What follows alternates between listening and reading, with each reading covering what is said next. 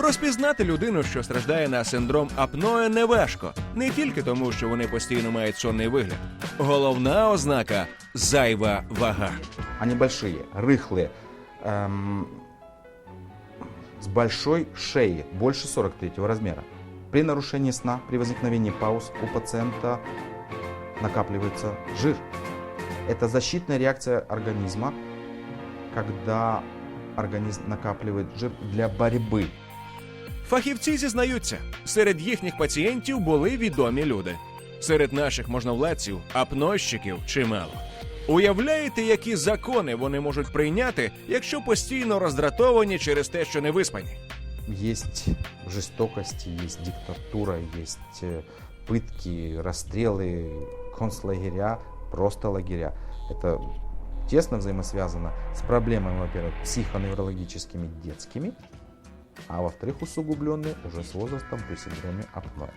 В Європі та Сполучених Штатах апнойщики сплять зі спеціальною маскою, яка регулює доступ повітря в організм. В Україні ця практика поки що не так поширена. І більшість із нас до пропозиції лікаря спати в такій масці ставиться насторожено. Я была настолько скептически настроена после всего, после 10 лет мытарства и пробования всего. Рискнули, кто не рискует, тот не пьет шампанского. По сути, ну куда уже, все уже делали, все уже пробовали. Апарат допоміг. І тепер чоловік Ірини став зовсім іншою людиною. Спочатку він перестав хропти. Мы просто высыпались, потому что, это какая это благодать, когда человек не храпит, когда в доме все спокойно. Потім Ірина помітила, що її чоловік почав худнути. Зайвий жир, який захищав його організм від зупинки дихання у вісні, став тепер не потрібен. І зник сам по собі. Ірина сьогодні вже не вірить, що колись мала такого товстого чоловіка. Василь Соколов теж вирішив спробувати спати в масці. Це ж краще, ніж будити своїм хропінням увесь квартал чи заснути за кермом автомобіля. В масці буду спати. В масці десь. Мені сказав Юрій Нестерович, що треба, куди б не йшов, з собою маску брати. Може, де заночуєш там. Мало чого. Та більшість людей із синдромом апноe не визнає своєї хвороби. І навідріз відмовляється лікуватися. Хоча в Україні вже навчилися лікувати як хропіння, так і зупинки дихання у вісні. І тут на допомогу хворому повинні прийти його родичі. Апнойщики себя не видят, они себя не осознают. У меня нет проблем. Они утром просыпаются и говорят, у меня нет проблем. Да, болит голова, да, сахарный диабет, да, 140 килограмм веса, да, импотенция, да, сонливость, да, засыпание за рулем. Но не понимает, что эта проблема возникла ночью. Он не видит себя. Элементарный совет. Возьмите видеокамеру, запишите и покажите ему утром, как он спит. Или на мобильный телефон, короткие фрагменты вот этих пауз, вот этих схлипываний, вот этого сноговорения, стоны, визги, падения, ползание по комнате, битье головой об стенку. Все это происходит ночью. Якщо ви розумієте, що затягти його до лікаря можна буде лише під наркозом, спробуйте народні замовляння. Потрібно хрестити його голову і вимовляти текст, який досить таки легко знайти в інтернеті. Звичайно, вам це нічим не допоможе, але принаймні вам буде чим зайнятися, бо своїм храпом він все рівно не дасть вам спати. Хоча невідомо, що гірше. Чоловік, який хропить у вісні, чи чоловік, який у вісні ходить, тобто сновигає.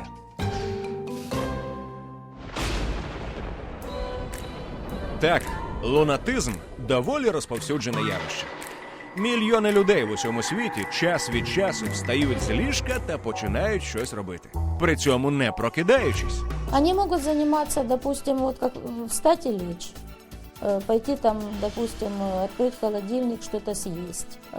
Они могут пойти там осуществлять какую-то свою деятельность, которую они на работе не доделали.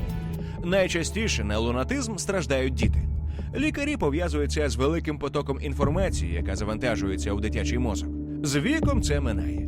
Діти, які ходять у вісні, абсолютно здорові психічно. Чого не скажеш про дорослих?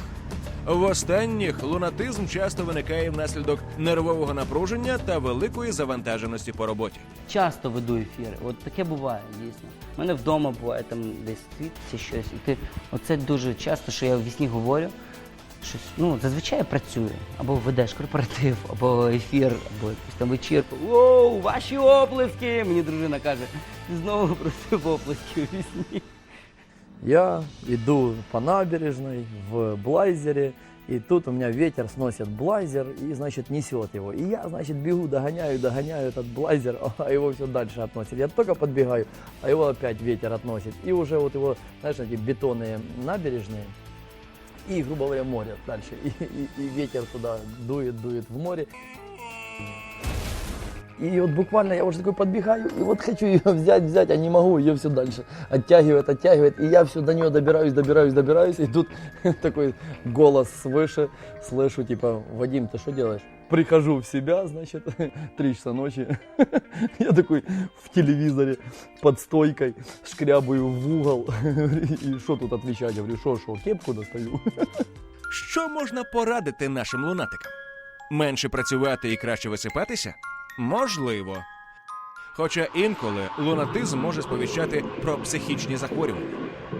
Есть так называемые варианты мягкой, скрытой эпилепсии, которая может проявляться в ночное время, и причем не каждую ночь, а лишь в отдельные ночи, и часто в полнолуние.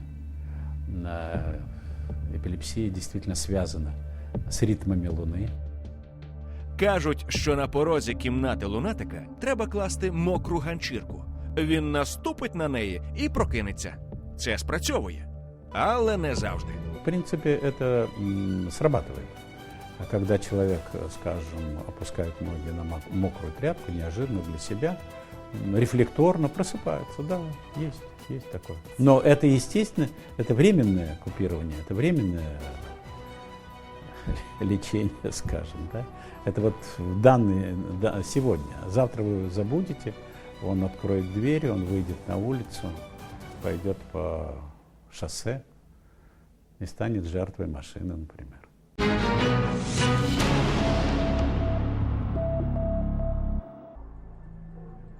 А що робити, коли людина не ходить у вісні?